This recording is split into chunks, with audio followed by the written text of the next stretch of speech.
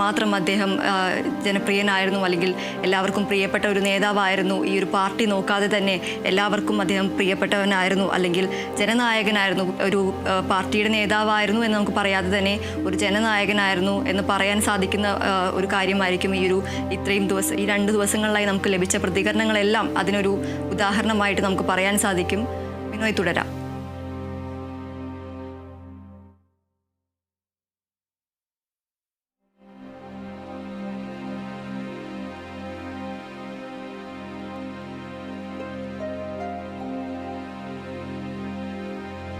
കേരള രാഷ്ട്രീയത്തിലെ സമാനതകളില്ലാത്ത വ്യക്തിത്വമായിരുന്നു VS അച്യുതാനന്ദൻ. സാധാരണക്കാരുടെ ശബ്ദമായി ദാരിദ്ര്യത്തോടും അനീതികളോടും നിരന്തരം പോരാടിയ ഒരു ജീവിതമായിരുന്നു അദ്ദേഹത്തിൻ്റെത്. ലാളിത്യവും നിശ്ചയദാർഢ്യവും കൈമുതലാക്കിയ VS കമ്മ്യൂണിസ്റ്റ് പ്രസ്ഥാനത്തിൻ്റെ ജീവിച്ചിരുന്ന ഒരു രക്തസാക്ഷി കൂടിയായിരുന്നു. ആ രക്തസാക്ഷിയാണ് നമ്മളെ വിട്ട് പിരിയുന്നത്. മലയാളക്കര അദ്ദേഹത്തിന് വിട ചൊല്ലാൻ ഒരുങ്ങുകയാണ്. കേരളക്കരയുടെ ജനനായകൻ അല്ലെങ്കിൽ ജനപ്രിയനായ ഒരു നേതാവാണ് ഇപ്പോൾ ചെയ്യാൻ പോകുന്നത്. 1923 ഒക്ടോബർ 20 ആലപ്പുഴ ജില്ലയിലെ പുന്നപ്രയിൽ ജനിച്ച വേലിക്കകത്ത് ശങ്കരൻ അച്യുതാനന്ദൻ എന്ന VS അച്യുതാനന്ദൻ. ആ VS എന്ന 2 അക്ഷരം ഇനി ഉണ്ടാകില്ല, ഇനി ഒരു ഓർമ്മയായി മാത്രം മാറുന്ന നിമിഷമാണ്. നിരവധി ആളുകളാണ് സംസ്ഥാനത്തിൻ്റെ പല ഭാഗങ്ങളിൽ നിന്നായി എത്തുന്നത് തങ്ങളുടെ പ്രിയ നേതാവിനെ അവസാനമായി കാണാൻ എത്തുന്നത്. കഠിനമായ സാമ്പത്തിക ബുദ്ധിമുട്ടുകൾ കാരണം 7ാം ക്ലാസ്സിൽ വെച്ച് അദ്ദേഹത്തിന് വിദ്യാഭ്യാസം നിർത്തേണ്ടി വന്നു. തുടക്കത്തിൽ തയ്യക്കാരനായും പിന്നീട് കയർ ഫാക്ടറിയിൽ ജോലി ചെയ്യുന്ന ഒരു സാഹചര്യമുണ്ടായി. ഈ സാഹചര്യങ്ങളിലാണ് അദ്ദേഹത്തെ സാമൂഹിക അസമത്വങ്ങളെക്കുറിച്ച്, തൊഴിലാളി ചൂഷണങ്ങളെക്കുറിച്ചും ചിന്തിപ്പിക്കാൻ പ്രേരിപ്പിച്ചത്. ചെറുപ്പത്തിൽ തന്നെ അദ്ദേഹം തൊഴിലാളി പ്രസ്ഥാനങ്ങളുമായി ബന്ധപ്പെട്ട് പ്രവർത്തിക്കാൻ ആരംഭിച്ചിരുന്നു. കമ്മ്യൂണിസ്റ്റ് ആശയങ്ങളിൽ ആകൃഷ്ടനായ അദ്ദേഹം സ്വാതന്ത്ര്യ സമരത്തിലും പിന്നീട് കമ്മ്യൂണിസ്റ്റ് പാർട്ടിയിലും സജീവമായി. കേരളത്തിലെ കമ്മ്യൂണിസ്റ്റ് പ്രസ്ഥാനത്തിൻ്റെ വളർച്ചയിൽ VSൻ്റെ പങ്ക് വളരെയധികം വലുതായിരുന്നു. പുന്നപ്ര വയലാർ സമരത്തിൽ അദ്ദേഹം പങ്കുവഹിച്ചത് ചരിത്രപരമായ ഒരു കാര്യമായിരുന്നു. ഈ സമരങ്ങളുമായി ബന്ധപ്പെട്ട നിരവധി തവണ ജയിൽവാസം അനുഷ്ഠിച്ചിട്ടുണ്ട്. 1946 പുന്നപ്ര വയലാർ സമരത്തെ തുടർന്ന് തൂക്കുമരം വരെ വിധിക്കപ്പെട്ടെങ്കിലും പിന്നീട് ശിക്ഷ ഇളവ് ചെയ്യപ്പെട്ടായിരുന്നു. ജയിൽവാസം, ഒളിവിൽ ജീവിതം, ക്രൂരമായ പോലീസ് മർദ്ദനം എന്നിവയെല്ലാം അദ്ദേഹത്തിൻ്റെ ജീവിതത്തിലെ തീവ്ര അനുഭവങ്ങളായിരുന്നു. കമ്മ്യൂണിസ്റ്റ് പാർട്ടിയുടെ നിരോധന കാലത്തും അദ്ദേഹം ഒളിവിൽ പ്രവർത്തിച്ചു. ദരിദ്രവും കഷ്ടപ്പാടുകളും നിറഞ്ഞതായിരുന്നു ആ കാലഘട്ടങ്ങൾ. CPIM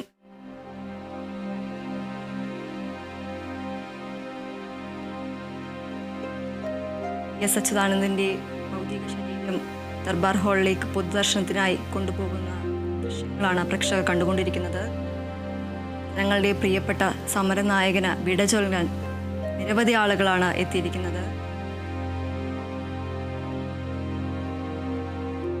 VS എന്ന 2 അക്ഷരം ഇനിയും ഉണ്ടാകില്ല എന്നറിഞ്ഞതോടെ നിരവധി ആളുകളാണ് തങ്ങളുടെ പ്രിയ നേതാവിനെ അവസാനമായി ഒരു നോക്ക് കാണാൻ, പാർട്ടി നേതാവ് എന്നല്ലാതെ തങ്ങളുടെ ജനപ്രിയ നേതാവ് അതിനെ കാണാൻ അവസാനമായി നിരവധി ആളുകളാണ് എത്തുന്നത്.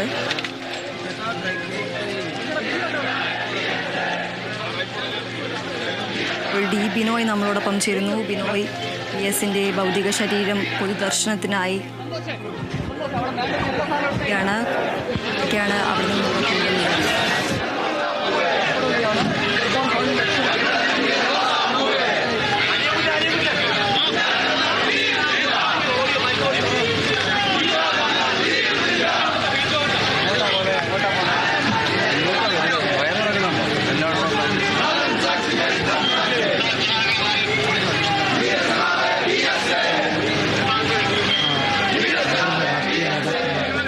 അവിടെ നിന്നുള്ള സംവിധാനങ്ങൾ, ഒപ്പം അദ്ദേഹത്തിൻ്റെ കുടുംബാംഗങ്ങൾപ്പെട്ടവർക്ക് ഇരിക്കാനുള്ള സംവിധാനങ്ങളെല്ലാം തന്നെ ദർബാർ ഹാളിൽ ഒരുക്കി കഴിഞ്ഞിരിക്കുന്നു.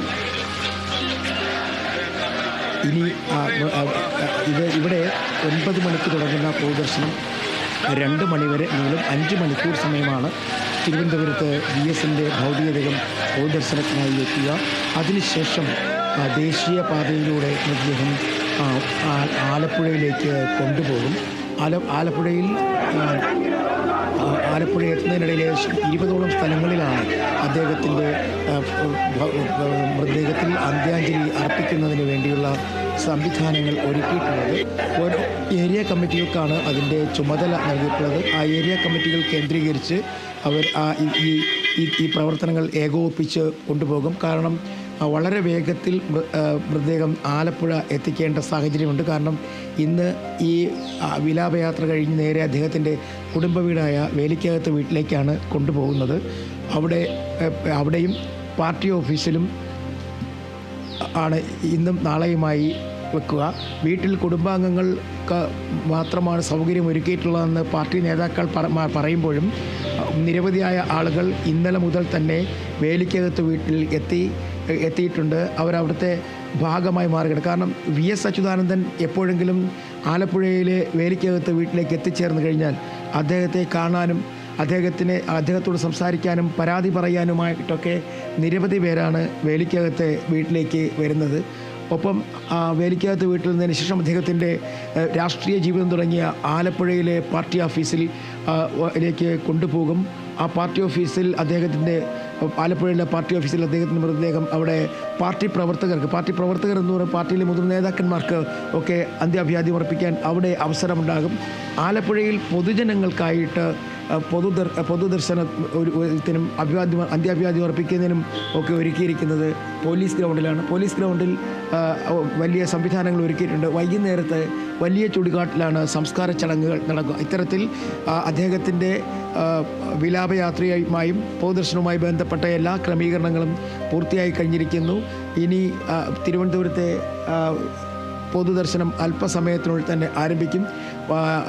അദ്ദേഹത്തിൻ്റെ വീട്ടിൽ നിന്നും, അതായത് തിരുവനന്തപുരത്തെ അദ്ദേഹം കഴിഞ്ഞ 2 വർഷമായി തങ്ങിയിരുന്ന വീട്ടിൽ നിന്നും ഭൗതികദേഹം അല്പസമയത്തിനുള്ളിൽ തന്നെ നേരെ ഇവിടേക്ക് കൊണ്ടുവരും.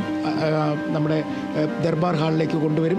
ദർബാർ ഹാളിലാണ് പൊതുദർശനത്തിന് വേണ്ടിയുള്ള അവസരം ഒരുക്കിയിരിക്കുന്നത്. ഇന്നലെ രാത്രി 9 മണിവരെയാണ് AKG സെൻറ്ററിൽ പൊതുദർശനത്തിനുള്ള അവസരം എന്ന് പറഞ്ഞിരുന്നെങ്കിലും അത് മാറിക്കഴിഞ്ഞിരിക്കുന്നു. ആ അവസരം അതിനേക്കാൾ ഉപരിയായി ഏകദേശം 11 മണി കഴിയുന്നത് വരെ ആളുകൾ അദ്ദേഹത്തിന് അന്ത്യാഭിവാദ്യം അർപ്പിക്കുന്നതിന് വേണ്ടി അവിടെ എത്തിക്കൊണ്ടേയിരുന്നു.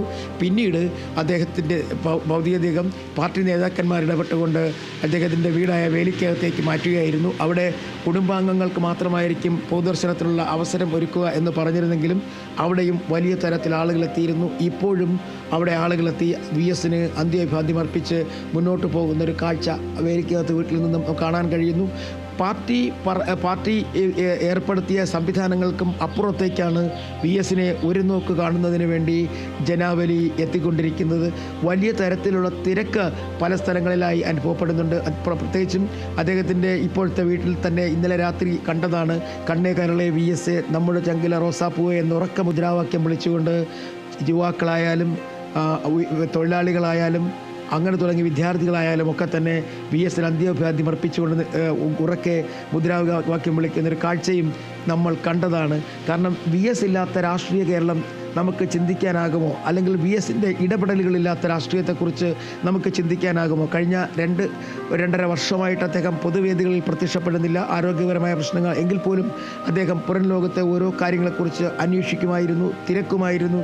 ഇടപെടാൻ ഉള്ളതാണെങ്കിൽ ഇടപെടുമായിരുന്നു. അങ്ങനെ സ്ത്രീ പക്ഷത്ത് നിന്നുകൊണ്ടും അല്ലെങ്കിൽ സ്ത്രീകൾക്ക് ബുദ്ധിമുട്ടുണ്ടാകുമ്പോൾ അവരെ ചൂഷണം ചെയ്യുന്നവർക്കെതിരെയും പരിസ്ഥിതിയെ ചൂഷണം ചെയ്യുന്നവർക്കെതിരെയും നീതികേടുകൾക്കും നെറികേടുകൾക്കുമെതിരെയൊക്കെ സ്വന്തമായി ശക്തമായ നിലപാട് സ്വീകരിച്ചതുകൊണ്ട് തന്നെ പലപ്പോഴും അദ്ദേഹത്തിന് ചില എതിർസ്വരങ്ങൾ പാർട്ടിക്കുള്ളിൽ തന്നെ ഉയർന്നു വന്നിട്ടുണ്ട്. എങ്കിലും അതൊന്നും വകവയ്ക്കാതെ VS സധൈര്യം മുന്നോട്ട് പോകുന്നൊരു കാഴ്ച കേരളം കണ്ടതാണ്.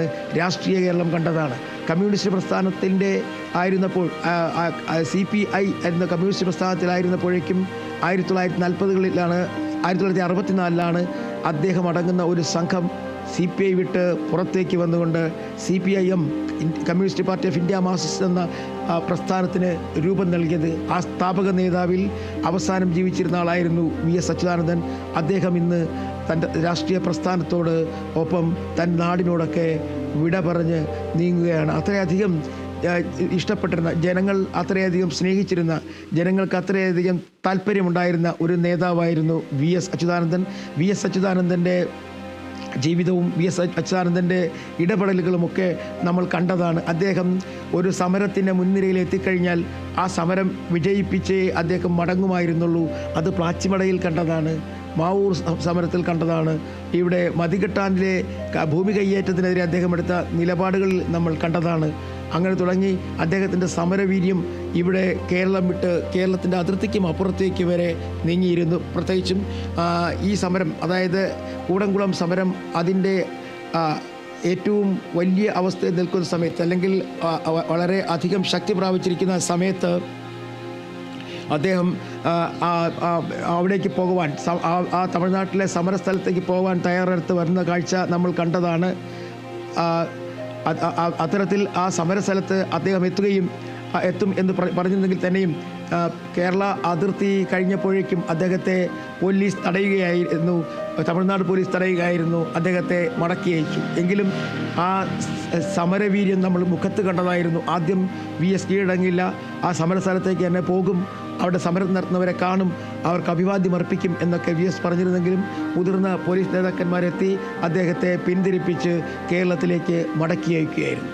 ഇതുപോലെ തന്നെയാണ് ഇടുക്കി മേഖലയിലെ സ്ത്രീകൾ അവർ അനുഭവിക്കുന്ന ബുദ്ധിമുട്ടുകൾക്കെതിരെ, തേയിലത്തോട്ടത്തിൽ അവർ നേരിടുന്ന പ്രശ്നങ്ങൾക്കെതിരെ, പ്രതിസന്ധികൾക്കെതിരെ ശക്തമായ ഭാഷയിൽ പ്രതികരിച്ച് സമരം നടത്തിയ സമയത്ത് അവരുടെ സമരത്തിന് പിന്തുണ അറിയിച്ച് മണിക്കൂറുകളോളം ശക്തമായ മഴയത്ത് VS അച്യുതാനന്ദൻ എന്ന VS അവിടെ കാത്തിരുന്നു, അവർക്ക് നീതി നടപ്പാക്കാനും അവരോടൊപ്പം നിയമം നടപ്പിലാക്കാനും. അങ്ങനെ VS ഇത്തരത്തിൽ ഒട്ടുമിക്ക സമരങ്ങളുടെയും ഒട്ടുമിക്ക സമരാവേശങ്ങളുടെയും ഒക്കെ മുന്നിൽ VS ഉണ്ടായിരുന്നു എന്നുള്ളതാണ് എടുത്തു പറയേണ്ട കാര്യം. ദീപ്തി.